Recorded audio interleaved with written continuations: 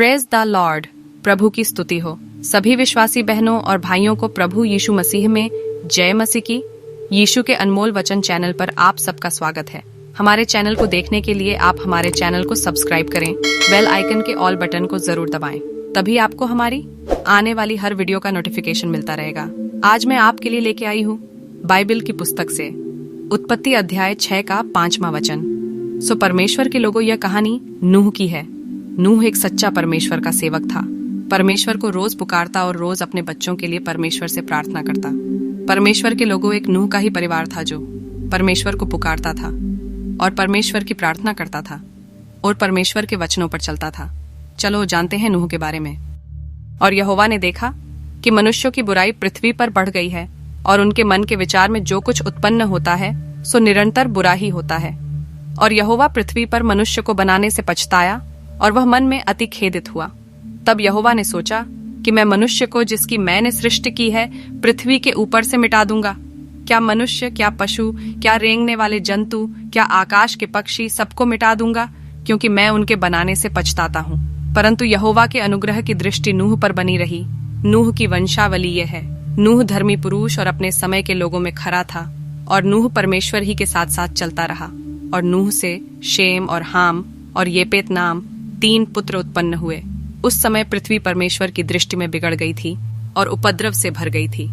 और परमेश्वर ने पृथ्वी पर जो दृष्टि की तो क्या देखा कि वह बिगड़ी हुई है, क्योंकि सब प्राणियों ने पृथ्वी पर अपनी अपनी चाल चलन बिगाड़ ली थी। तब परमेश्वर ने नूह से कहा, सब प्राणियों के अंत करने का प्रश्न मेरे सामने आ गया है, क्योंकि उनके कारण पृथ्वी उपद्रव से भर गई है। इसलिए मैं उनको पृथ्वी समेत नाश कर डालूंगा। इसलिए तू गोपेर वृक्ष की लकड़ी का एक जहाज बना ले, उसमें कोठरियां बनाना और भीतर बाहर उस पर राल लगाना और इस ढंग से उसको बनाना। जहाज की लंबाई 300 हाथ, चौड़ाई 50 हाथ और ऊंचाई 30 हाथ की हो। जहाज में एक खिड़की बनाना और इसके एक हाथ ऊपर से उसकी छत बनाना और जहाज की एक अलंग में एक द्वार रखना और जहाज में पहला, दूसरा, तीसरा खंड बनाना। और सुन, मैं अब पृथ्वी पर जल प्रलय करके सब प्राणियों को जिनमें जीवन की आत्मा है आकाश के नीचे से नाश करने पर हूँ, और सब जो पृथ्वी पर है मर जाएंगे।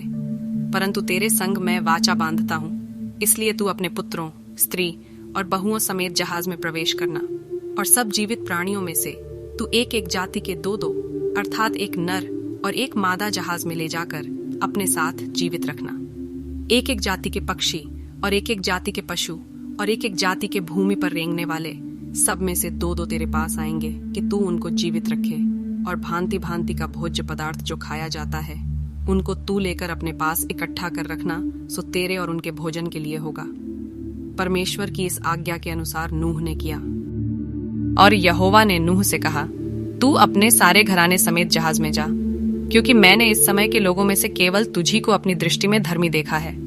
सब जाति के शुद्ध पशुओं में से तो तू 7-7 अर्थात नर और मादा लेना, पर जो पशु शुद्ध नहीं है उनमें से 2-2 लेना अर्थात नर और मादा।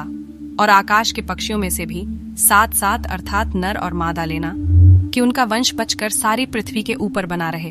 क्योंकि अब 7 दिन और बीतने पर मैं पृथ्वी पर 40 दिन और 40 रात तक जल बरसाता रहूंगा। जितनी वस्तुएं मैंने बनाई हैं सबको भूमि के ऊपर से मिटा दूंगा। यहोवा की इस आज्ञा के अनुसार नूह ने किया। नूह की अवस्था 600 वर्ष की थी जब जल प्रलय पृथ्वी पर आया। नूह अपने पुत्रों, पत्नी और बहुओं समेत जल प्रलय से बचने के लिए जहाज में गया और शुद्ध और अशुद्ध दोनों प्रकार के पशुओं में से, पक्षियों और भूमि पर रेंगने वालों में से भी 2-2 अर्थात नर और मादा जहाज में नूह के पास गए, जिस प्रकार परमेश्वर ने नूह को आज्ञा दी थी। 7 दिन के उपरांत प्रलय का जल पृथ्वी पर आने लगा।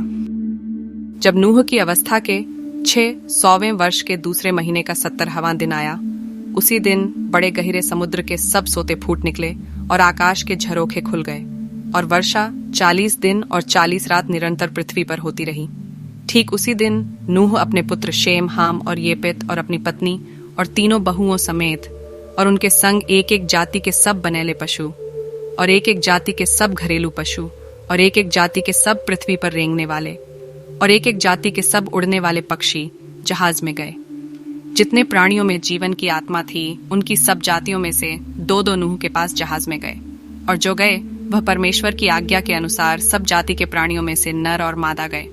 तब यहोवा ने उसका द्वार बंद कर दिया और पृथ्वी पर 40 दिन तक प्रलय होता रहा और पानी बहुत बढ़ता ही गया, जिससे जहाज ऊपर को उठने लगा और वह पृथ्वी पर से ऊंचा उठ गया और जल बढ़ते बढ़ते पृथ्वी पर बहुत ही बढ़ गया और जहाज जल के ऊपर ऊपर तैरता रहा और जल पृथ्वी पर अत्यंत बढ़ गया, यहाँ तक कि सारी धरती पर जितने बड़े बड़े पहाड़ थे सब डूब गए।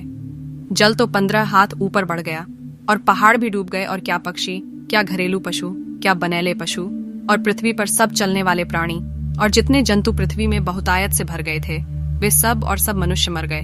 जो स्थल पर थे उनमें से जितनों के नथनों में जीवन का श्वास था सब मर मिटे। और क्या मनुष्य, क्या पशु, क्या रेंगने वाले जंतु, क्या आकाश के पक्षी जो भूमि पर थे सो सब पृथ्वी पर से मिट गए। केवल नूह और जितने उसके संग जहाज में थे वे ही बच गए। और जल पृथ्वी पर 150 दिन तक प्रबल रहा। और परमेश्वर ने नूह की और जितने बनेले पशु और घरेलू पशु उसके संग जहाज में थे उन सबों की सुधि ली। और परमेश्वर ने पृथ्वी पर पवन बहाई और जल घटने लगा और गहरे समुद्र के सोते और आकाश के झरोखे बंद हो गए और उससे जो वर्षा होती थी सो भी थम गई। और 150 दिन के पश्चात जल पृथ्वी पर से लगातार घटने लगा। 7वें महीने के 70वें दिन को जहाज अरारात नाम पहाड़ पर टिक गया और जल 10वें महीने तक घटता चला गया और 10वें महीने के पहले दिन को पहाड़ों की चोटियां दिखलाई दी। फिर ऐसा हुआ कि 40 दिन के पश्चात नूह ने अपने बनाए हुए जहाज की खिड़की को खोलकर एक पक्षी उड़ा दिया। वह जब तक जल पृथ्वी पर से सूख न गया तब तक कौवा इधर उधर फिरता रहा। फिर उसने अपने पास से एक कबूतरी को उड़ा दिया कि देखें कि जल भूमि से घट गया कि नहीं। उस कबूतरी को अपने पैर के तले टेकने के लिए कोई आधार न मिला, सो वह उसके पास जहाज में लौट आई। क्योंकि सारी पृथ्वी के ऊपर जल ही जल छाया था, तब उसने हाथ बढ़ाकर उसे अपने पास जहाज में ले लिया। तब और 7 दिन तक ठहर कर उसने उसी कबूतरी को जहाज में से फिर उड़ा दिया। और कबूतरी सांझ के समय उसके पास आ गई तो क्या देखा कि उसकी चोंच में जलपाई का एक नया पत्ता है। इससे नूह ने जान लिया कि जल पृथ्वी पर घट गया है। फिर उसने 7 दिन और ठहर कर उसी कबूतरी को उड़ा दिया और वह उसके पास फिर कभी लौट कर न आई। फिर ऐसा हुआ कि 601 वर्ष के पहले महीने के पहले दिन जल पृथ्वी पर से सूख गया। तब नूह ने जहाज की छत खोलकर क्या देखा कि धरती सूख गई है और दूसरे महीने के 27वें दिन को पृथ्वी पूरी रीति से सूख गई। तब परमेश्वर ने नूह से कहा, तू अपने पुत्रों, पत्नी और बहुओं समेत जहाज में से निकला। क्या पक्षी, क्या पशु, क्या सब भांति के रेंगने वाले जंतु जो पृथ्वी पर रेंगते हैं, जितने शरीरधारी जीव जंतु तेरे संग हैं, उस सबको अपने साथ निकाल ले आ कि पृथ्वी पर उनसे बहुत बच्चे उत्पन्न हों और वे फूलें फलें और पृथ्वी पर फैल जाएं। तब नूह और उसके पुत्र और पत्नी और बहुएं निकल आईं और सब चौपाए, रेंगने वाले जंतु और पक्षी और जितने जीव जंतु पृथ्वी पर चलते फिरते हैं सो सब जाति जाति करके जहाज में से निकल आए। तब नूह ने यहोवा के लिए एक वेदी बनाई और सब शुद्ध पशुओं और सब शुद्ध पक्षियों में से कुछ कुछ लेकर वेदी पर होमबलि चढ़ाया। इस पर यहोवा ने सुखदायक सुगंध पाकर सोचा कि मनुष्य के कारण मैं फिर कभी भूमि को शाप न दूंगा। यद्यपि मनुष्य के मन में बचपन से जो कुछ उत्पन्न होता है सो बुरा ही होता है, तो अभी जैसा मैंने सब जीवों को अब मारा है वैसा उनको फिर कभी न मारूंगा। अब से जब तक पृथ्वी बनी रहेगी तब तक बोने और काटने के समय, ठंड और तपन, धूपकाल और शीतकाल, दिन और रात निरंतर होते चले जाएंगे। तो परमेश्वर के लोगों, यह थी नूह और उसके परिवार की कहानी। आपको नूह की कहानी कैसी लगी जरूर बताएं और हमारे चैनल को सब्सक्राइब करें। परमेश्वर आपको आशीष दे। आमीन।